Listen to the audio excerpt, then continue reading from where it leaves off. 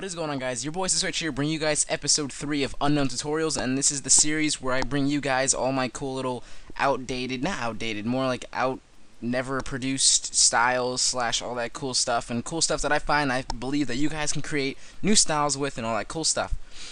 So we're going to be focusing more today. This tutorial is going to be actually focused on more like the text style renders, like not too much with like logos and stuff. Obviously you can do it with logos because you know, the difference is of using a regular MoGraph text, we're not going to be using that.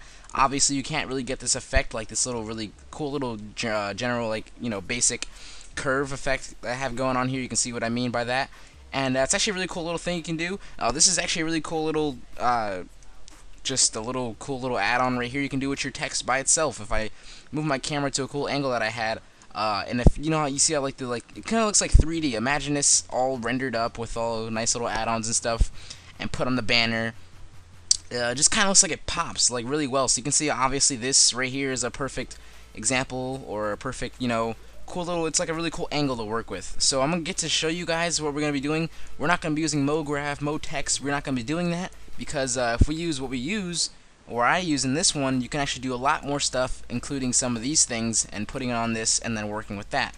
So I'm gonna go ahead and hide this real quick, and I'm gonna show you how I did this. So if you go to the little spline tab, you can see this text right here, and this text is actually, you know, it's an AI, meaning as in like it's not gonna be a text general solid shape, meaning you can actually change it around, because it's just gonna be like actually like a logo, so you can actually change it around and use some of the effects that's in this tab and actually, you know, morph it into other cool stuff along with still doing plugins. So you're kind of like limiting yourself when using MoGraph, MoText. But if you use the regular or the AI text, which is found in the little spline text, you actually do a little bit more cool stuff with it. So I'm going to be using the font Myrid Pro. I don't know if I'm saying that right.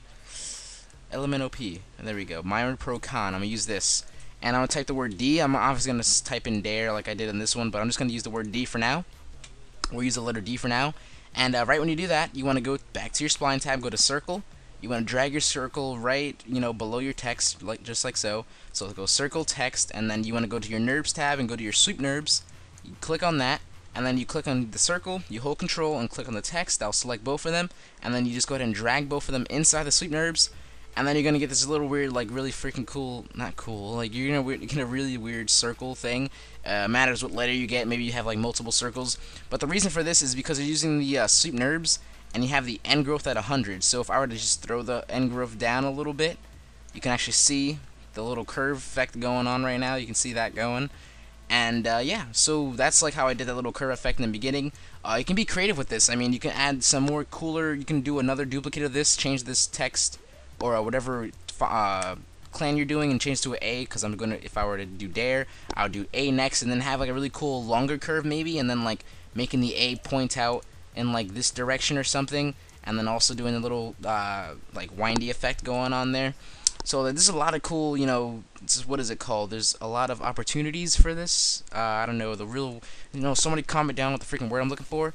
Jeez. And so yeah, I'm actually going to get into the cooler stuff you can do with this when you're doing your own little text thing. If you go to this tab right here, you have a whole bunch of like cool little effects.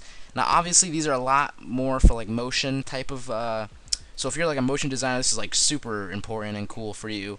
And but obviously this is like for more motion stuff, so it's not a lot of stuff will do much unless it's moving. But there's a little bit kind of cooler stuff in here that'll help out. Like twist, for example, and whatever you add from this, you want to drag it below the circle, because then it'll mess up. So if I add a twist, and you can see this little box comes in right here, if I move that kind of sort in the middle of the D or whatever, or kind of, you know, covering the D, and I go to the twist, and I go to angle, you can kind of like move this, and then like twist the angle, and then you can still just go back and then rotate it, and just have like a really cool angle and stuff like that. This is honestly just like to be creative with your, you know, angling and just your text in general, so that you're not all the same and simple facing forward at you and all that weird stuff. So yeah, you can use that like I did, like so, or you can go ahead and try a different one. There's a couple that I know of using. There is, which one is it?